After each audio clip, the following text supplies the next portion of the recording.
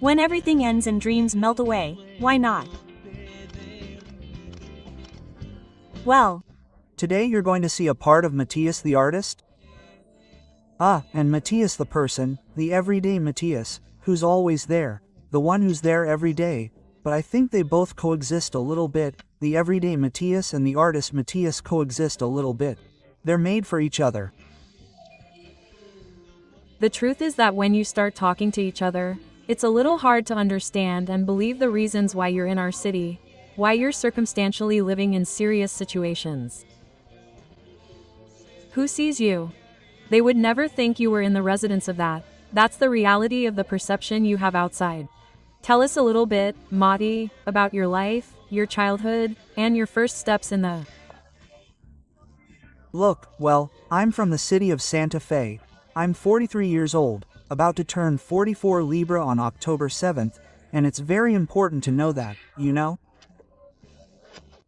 And I started in art when I was 7 years old. I was already organizing school events, I sang at school and well, I loved singing, dancing, acting, I did everything. And when I was 14, I participated in I'm Martera's son. Angelita is my mother. She passed away, it's been about 8 years.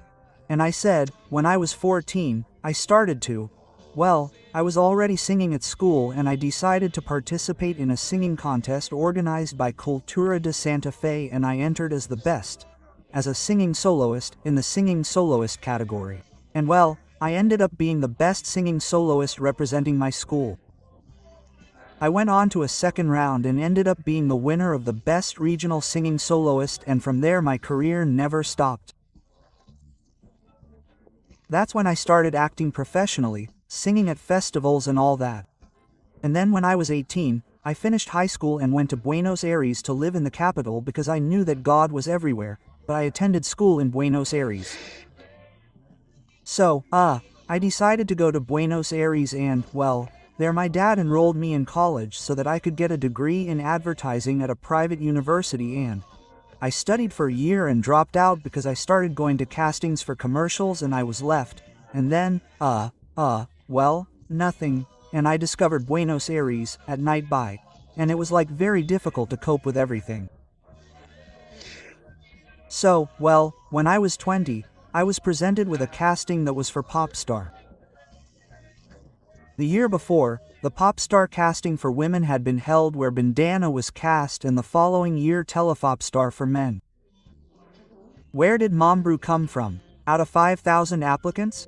I was among the 20 finalists of the program and, that gave me great popularity because the program gave me a rating of 38 to 39 points every Wednesday at 9 at night on CF. Imagine that back then, when there were no social networks. I was 20 years old. We're talking about 23 years ago, and back then, we couldn't go out on the street. We had a fan club, I mean, it was crazy for a kid, a 20-year-old boy who dreamed of that support, dreamed of being a singer and succeeding as a singer. It was tough because at 20 years old, you don't know how to handle so much, so many things. I had an exclusive contract with Delphet after I was 20 and they eliminated me from the program. That program came out a month later as a delay. Of course, it was recorded a month in advance. So, nothing, people had a right, what do you call it? An exclusive image permit. Back then I couldn't say how the show was going, but I already knew that they had eliminated me. So, a month later I saw my departure from my house, and there, my career continued. I started doing castings for musical comedies.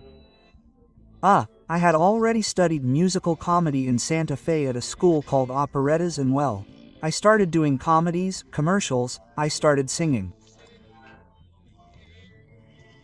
And in 2005 I launched, 2005 with a casting for a musical that was the Chinese Bolpato.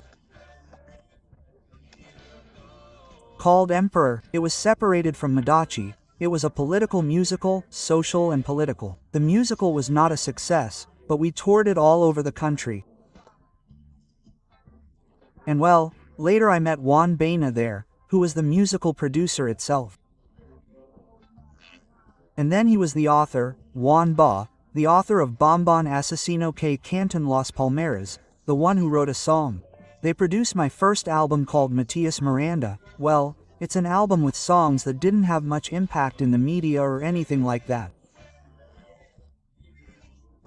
In 2010, I organized a show called MATÍAS MIRANDA Friends, where I invited different artists from different musical styles, like Sergio Torres, Patumbaba, Juan Beno, Morena Zon, and other well-known local groups, and they came to sing a song with me to benefit the Casa Cuna home in Santa Fe.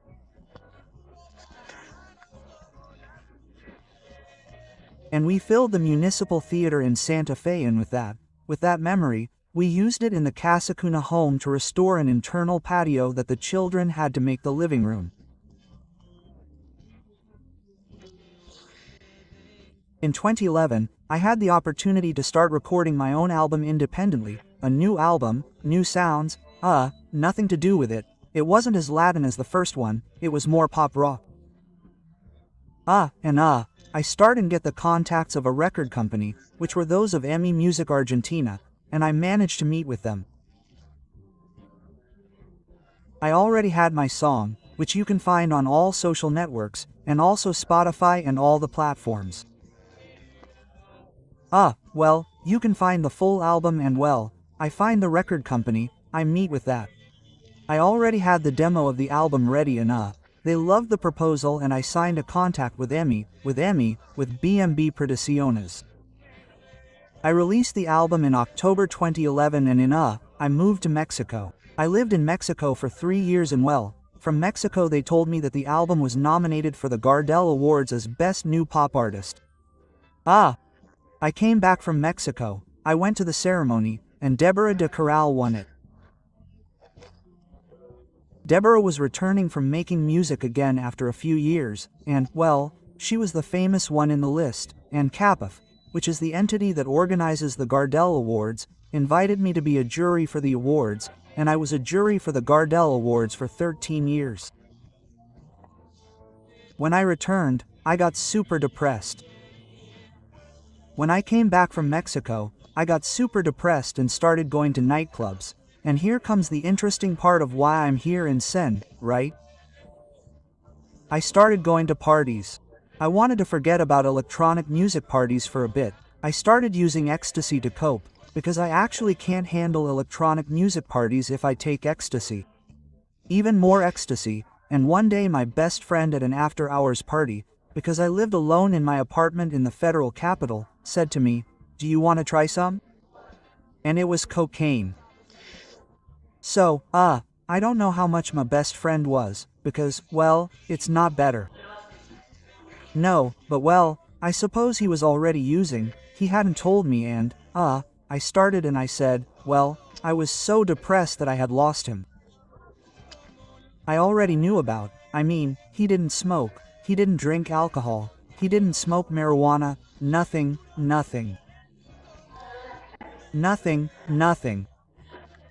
At 33, I decided to try cocaine for the first time in my life.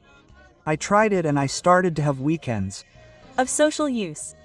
With friends, with people you go to the club and make friends with at the club, friends from the nightclub. Friends of the champion. Because afterwards they would come to my house, we would have after-school parties, I would end up putting in money for sure. The use started to become more frequent. And I felt like I had gone off the rails, I felt like I couldn't handle it. 2015, end of 2015, I returned to Santa Fe capital, to my mother's house and I tell her that, that I was using drugs, you saw me, I am honest with her and then she, suggests that we do some treatment.